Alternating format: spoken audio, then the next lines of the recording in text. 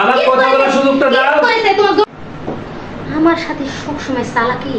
আজকে লিপস্টিক দিয়ে আমি কি করি মজা দেখাবো। আজকে আমার সাথে চালাকি করে,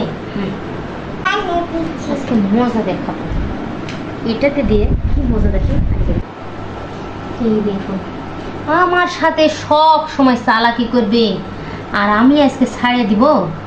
আমিও আজকে খেল দেখাবো, জামাই শিক্ষা হবে আজকে।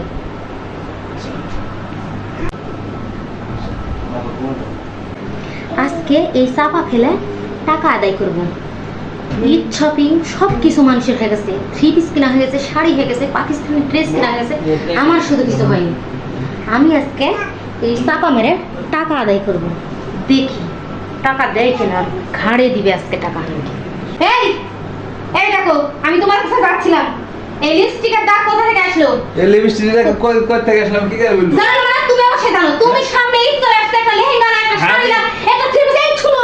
তুমি আমাকে একটা থ্রি পিস কিনে দাও না, কিছু কিনে দাও না, তারপরে তুমি লিপস্টিক কিনে দিছো তোমার গার্লফ্রেন্ডে। তোমার গার্লফ্রেন্ড তোমার ধরে আমার কথা বলার সুযোগটা দাও। কিস করেছে তোমার ধরে ধরে কিস করেছে তোমার গার্লফ্রেন্ডে। তোমার গার্লফ্রেন্ডের ঠোঁটের দাগ। এ বেশি বোঝা ভালো লাগে, বোঝা ভালো, বেশি বোঝা ভালো লাগে। আমার বলার সুযোগটা দাও তুমি। কি সুযোগ দিব তোমার? কি সুযোগ দিব? তোমার গার্লফ্রেন্ডের ঠোঁটের দাগ। কয়েকদিন আগে তোমার ভাই আইছিল, ওই গেঞ্জি রাখে গেছে, এখন কে লিপস্টিক ভরেছে আমি কি করে বলবো রে? হ্যাঁ এটা তোমার গেঞ্জি না? না, তোর ভাই এসে রাখে গেল, তোমার কি শরম নাই? এই খাইতে এসে তো কেন ঝোল বললো রাখে গেল। নিজের ফাঁদে নিজেই পড়ে গেলাম। ভাবলাম কিছু মিথ্যা কথা বলে স্বামীকে কিছু টাকা ইনকাম করা যায় কি, সেটার হলো না।